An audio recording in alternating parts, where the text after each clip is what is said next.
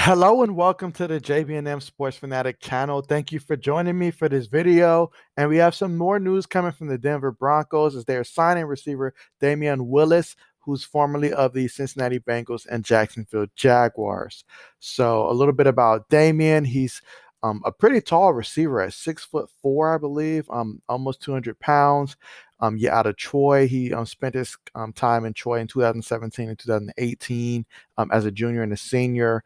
And throughout that time with Troy, he accumulated 98 receptions for almost 1,500 yards, averaging 15.3 yards a catch and 13 touchdowns, 10 of which came his final season there. So definitely was someone that, has some big play potential. He's just a big guy in general.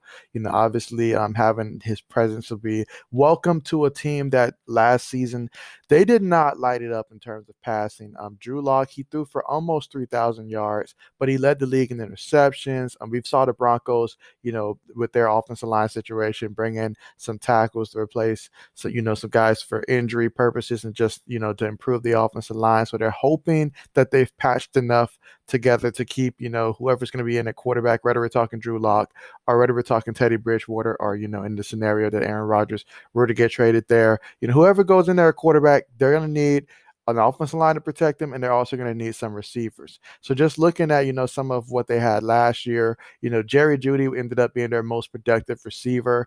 He had 52 receptions for 856 yards, averaging 16.5 yards a catch and 3 touchdowns. They also relied on guys like Tim Patrick, KJ Hamler.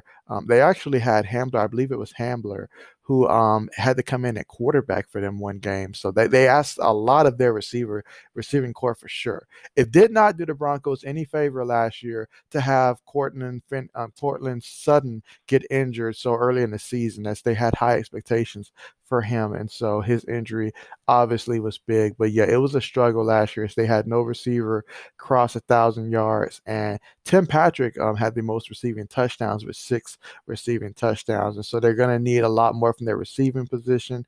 Obviously, Noah Fant at tight end is still pretty young, but he has, pretty good ceiling as well. So if they can get him involved more, they're going to need for this group to grow up and grow up quickly to help out whoever's at quarterback, especially if it's Drew Lock. You're going to want to get him as much help as possible. So bringing in a guy like Damion Willis, he's a big body receiver. You never know. Perhaps that can come into play near the goal line or something on occasion, or, just throw him in there if his number gets called. It'll be up to him to take advantage of his position here with the Broncos, and see if he can get a spot on the roster, perhaps, maybe practice squad. But this is meant to add depth. They're not bringing him in by any means for him to come in and, be a starter or anything like that, not implying that whatsoever, but definitely a great opportunity for someone, who, if they can get this to work out, they may actually have something. We'll have to wait and see. In terms of what he's actually been able to do, he's gotten to start 2 games for the Bengals, and suit up for 10 games, and that's going back to 2019. In terms of receptions in the NFL, he has right now, 9 receptions, 82 yards. And so, yeah, he's definitely, pretty young, obviously just trying to find a system, get an opportunity, and go out there and show what he can do. So we'll see how that ends up looking for him with the Denver Broncos. We're definitely excited to see what he's able to do.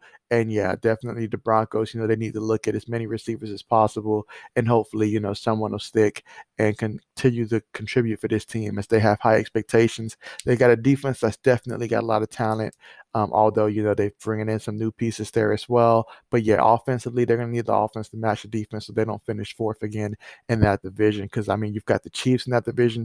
They're going to score. You've got the Chargers.